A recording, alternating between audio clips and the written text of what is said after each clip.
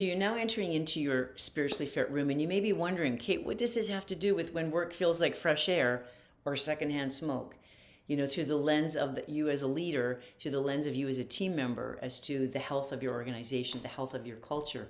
Well, it has a lot to do with it.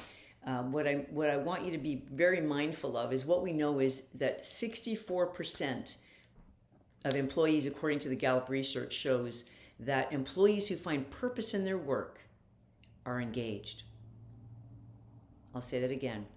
That through the Gallup research shows that employees who find purpose in their work are 64% more engaged. Why is that important? Well, we know that people right now within your organization are already looking at other jobs, are looking at other opportunities because the demands are too great. So we need to get creative in how we engage people. And I'm a huge fan of making sure we're aligned. I have a senior leader that is so good at this. Janice, I just want to say your name from Community Living. You're just a rock star with this, of helping align people with what their passion is and making sure that that's happening within the workplace. So I'm inviting you to look at this at your next team meeting. I invite you to just take 2 minutes, just 2 minutes. And what I want you to do is share with them the why the project they're working on matters so much, why you're going through what you're going through, whatever's happening for you as an organization. It's really, really important that they understand the why. They need to be reminded of that, why it matters. I know that people can say, oh, well, my work matters to me because of the people I support, or because of the service, or because of this or that. And those are all true, but we can forget.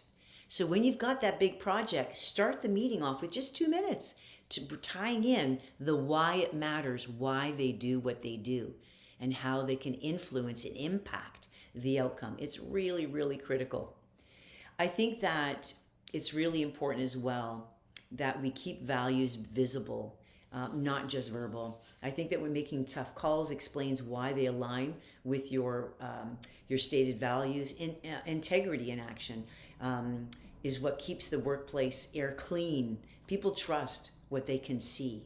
So sometimes, again, I don't know about you, but I actually drove past the CN Tower. That's a whole other conversation. But anyway, I was with my mom. We were chatting so much that we literally passed the CN Tower, and we were heading to Toronto. So how many times do people pass by the vision that you have up on the wall? And if you don't have it up on the wall, get it up on the wall and make sure we're tying it in our meetings to, again, why we do what we do. That alignment is really, really important, because otherwise the disconnect can happen quicker than you ever could imagine.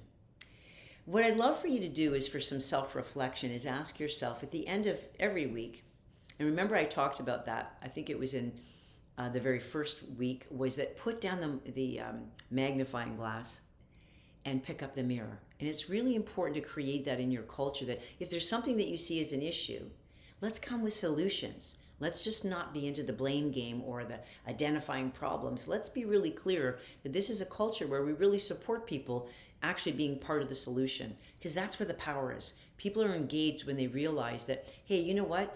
It's not just identifying the problem, but also being part of the solution that really matters. So at the end of the week, what I'd love for you to do is, what did I do this week that made the team stronger? Wouldn't that be a great one for yourself as a leader or as a team member? And then also to mention that at the next team meeting. What's one thing have I done this week? Just one thing that I've done to help make my team stronger. I mean, isn't that powerful? It's so easy to pay attention to what's wrong. We're wired to take a look at what's wrong in our world because it's about our safety, right? So how about we rewire that and say, what's happening here that I can do? What's an action step I can do to help make my team stronger?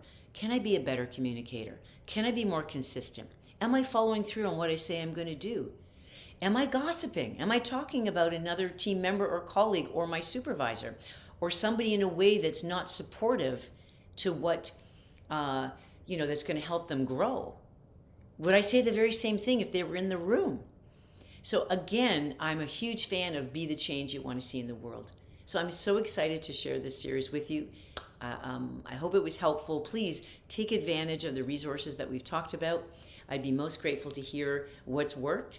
And so take a look at that self-reflection for yourself about taking a look at what did I specifically do that helped make my team stronger, that aligned us with our values, and asking your team members the same, because then it becomes intentional. We become more consciously aware of how am I showing up? How can I contribute in a really meaningful way? Have yourself a beautiful day. Take care.